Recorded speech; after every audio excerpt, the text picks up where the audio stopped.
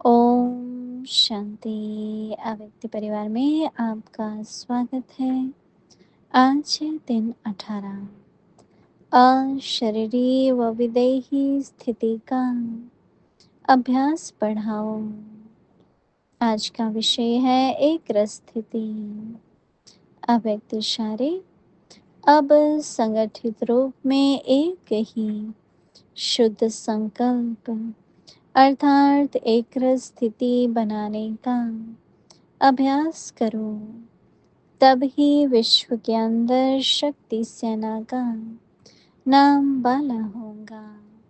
जब चाहे शरीर का आधार लो और जब चाहे शरीर का आधार छोड़कर अपने अशरीरी स्वरूप में स्थित हो जाओ। जैसे शरीर धारण किया वैसे ही शरीर से न्यारे हो जाए। यही अनुभव अंतिम पेपर में फर्स्ट नंबर लाने का आधार है। अभी हम मोहिनी दीदी से सुनेंगे।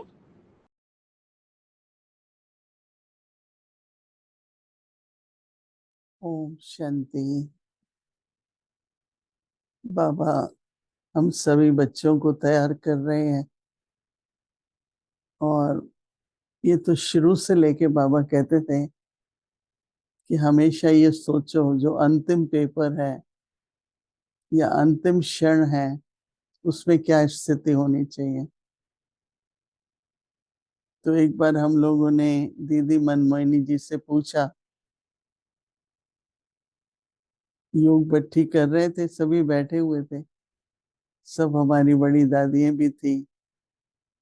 तो ये प्रश्न हमने कहा कि बहुत अच्छे अच्छे संकल्प आते हैं योग में जब बैठते हैं सेवा के।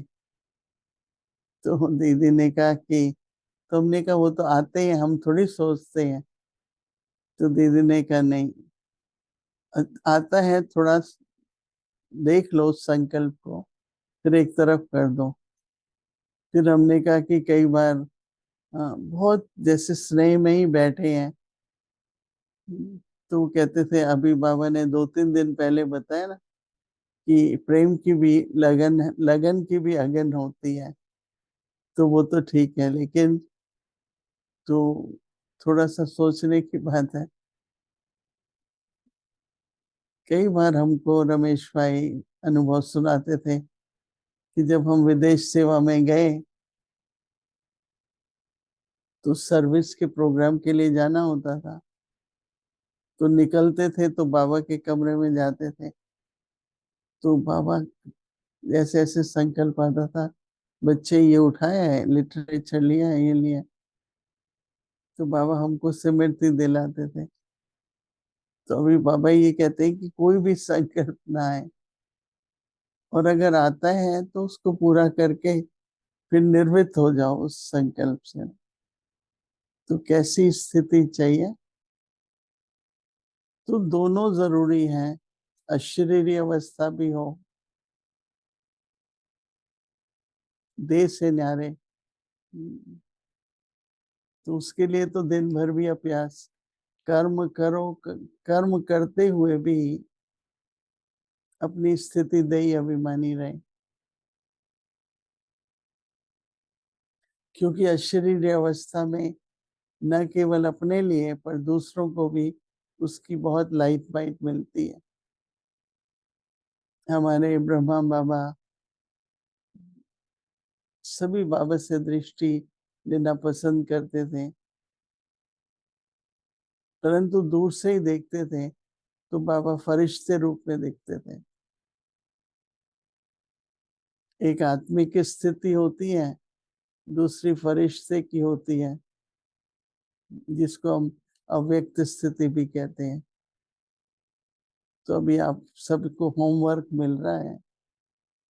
जब भी रोज हम बाबा को सुनते हैं तो बात समझ में भी आती है, पर आगे फिर विचार सागर मंथन भी चलता है कि क्यों बाबा ये कह रहा है, क्यों अशरीरी स्थिति को बाबा कहता है अंतिम समय की स्थिति है। निराकारी, निर्विकारी, निरंकारी स्थिति में रहने के क्या लाभ है। तो जैसे काफी गहराई में मंथन भी करना है और अभ्यास भी करना जरूरी है। क्या फायदा है अशरीरी बनने में, क्या फायदा है? देही अभिमानी बनने में क्या फायदा है? निरंकारी का तो पता ही है। तो एक तरफ जहां तक जितने तक समझ आई है, जितने तक हमारी स्थिति बनी है, अभ्यास हुआ है, उतने तक तो हम सबको अनुभव भी है और मालूम भी है। लेकिन उससे आगे फिर हमें इसी प्रकार की स्थितियों को अभ्यास में लाते हुए खासकर अमृत वेले कर सकते हैं।